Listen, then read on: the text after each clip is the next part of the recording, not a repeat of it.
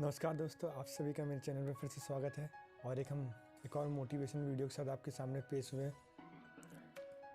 एक जो टॉपिक है कि जो हर किसी के दिमाग में ये रहता है कि भाग्य बड़ा है कि मेहनत बड़ी है, भाग्य बड़ा है कि मेहनत बड़ी है। तो आज इस टॉपिक पे एक कहानी के माध्यम से मैं प्रकाश डालना चाहूँगा। आपके जो ये विचार जो आते हैं, इस विचार को मैं और क्लियर करना चाहूँगा। पूरी कोशिश रहेगी कि आप भाग्य और मेहनत में डिफरेंस समझ सके, क्या हो भाग्य और क्या मेहनत है। तो ज़्यादा टाइम में लेके मैं ये शुरू करता हूँ। बात एक राजा की थी, जहाँ उनके जो मंत्री थे, तो मंत्रीगण बड़े चिंतित हुआ करते थे। वो राजा से पूछने लगे कि राजा बनने के लिए भाग्य ज़रूरी है कि मेहनत ज़रूरी है। तो राजा ने इस प्रश्न का जवाब देने के लिए शब्दों की बजाय दो लोगों की टुकड़ियों को बांटा।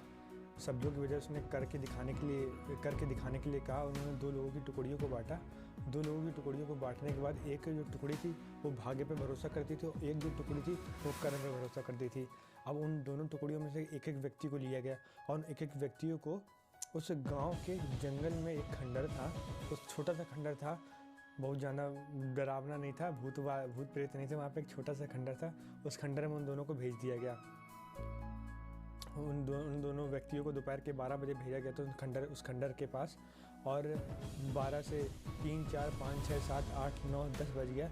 10 बजते ही उन दोनों व्यक्तियों को खाने की भूख लगने लगी। तो जो मेहनती व्यक्ति था उसके मन में विचार आया, अगर यहाँ पे मैं खोजूंगा तो कुछ ना कुछ मुझे खाने के लिए मिल ही जाएगा। ना सही तो पेड़ पत्ते हैं, वो पत्ते खा लेंगे। तो उसने खोजना स्टार्ट करा, क्योंकि 9-10 बजे अंधेरा तो हो जाता है। तो 10 बजे उसने खोजना स्टार्ट करा। और जो भाग्य वाला जो व्यक्ति था उसने कहा, हम कुछ भी नहीं खोजेंगे, चल के मेरे पास खुद ही चीज़ आ जाएगी, क्योंकि मैं भाग्य वाला हूँ। यदि मेरे भाग्य में खाना लिखा होगा तो मेरे पास खुद वो चल के आ जाएगा। तो भाग्य वाला व्यक्ति था, उसने खोजना स्टार्ट करा। तो खोजते खोजते उसको जो वहाँ पे जो खंडर था, उस खंडर में 4 खंबे थे, और 4 खंभों का जो टॉप मोस्ट बॉटम होता वो खाली था। तो वहाँ पे राजा के जो सैनिक थे, वहाँ पे उन्होंने लड्डू रखे थे। ऐसे करके चारों कोनों में 4 खंबे थे, और चारों खंभों पर एक एक लड्डू रखा था, यानी कुल 4 लड्डू थे। तो जो मेहनती वाला व्यक्ति था उसने वो लड्डू खाया, और लड्डू के अंदर से कंकड़ भरे हुए थे। तो वो कंकड़ को एक किनारे फेंकता गया। फिर दूसरे खंबे पे गया, दूसरा लड्डू खाया, और कंकड़ जो भरे थे वो एक किनारे फेंकता गया। फिर तीसरे खंबे पे गया, तीसरा लड्डू खाया, और जो कंकड़ बचे वो एक किनारे फेंक दिया।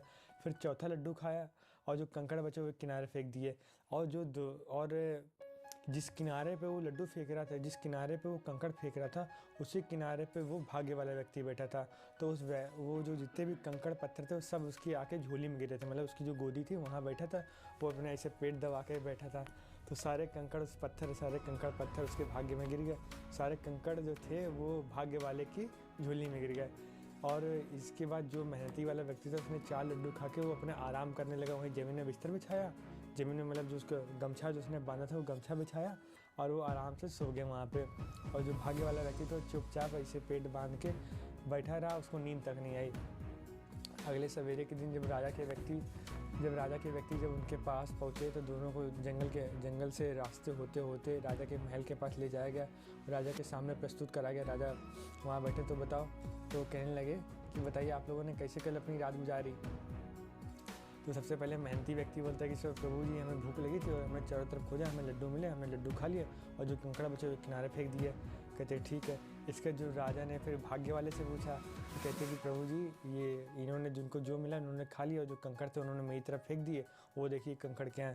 तो जो कंकड़ थे वो राजा जी ने उन्हें लड्डुओं के अंदर सोना रखा था। लड्डुओं के अंदर सोने के कंकड़ रखे थे।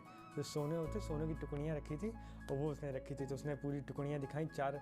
तो वो टुकड़ियों का मूल्य इतना ज़्यादा था कि मतलब उसके 7 पुश्ते उस भाग्य वाले आदमी की 7 पुश्ते बैठ के खाती हैं। तो देख रहे हो ना आप, वो व्यक्ति वहीं बैठा रहा। यदि जो चीज़ आपके भाग्य में होगी ना, वो आपके पास खुद स्वयं चल के आ जाएगी। देखिए, कर्म वाला भूखा नहीं बैठा, और भाग्य वाले को जो मिलना था वो मिल गया। यदि आप कर्म करेंगे तो आप भूखे नहीं बैठ सकते हैं, और जो भाग्य में वो तो मिलना है, मिलेगा ही। तो उसकी टेंशन आप मत लीजिए। तो कर्म करते रहिए, और भाग्य पे भरोसा अगर है तो कोई बात नहीं है तो भी कोई बात नहीं, कि जो मिलना वो आपको अपने आप मिल ही जाएगा। एंड ये वीडियो सभी उन लोगों के साथ शेयर करिएगा जो कर्म और भाग्य के डिफरेंस को समझना चाहते हो, हमें लगता है कि इससे बेटर वीडियो नहीं होगा, इससे बेटर मोटिवेशनल वीडियो नहीं होगी, इसमें आपको कर्म और भाग्य के बारे में बताया जाए। एंड यार थैंक यू फॉर वॉचिंग। आप सभी को इतना प्यार देने के लिए, आप सभी जो हमें इतना प्यार देते हैं उसके लिए बहुत बहुत धन्यवाद।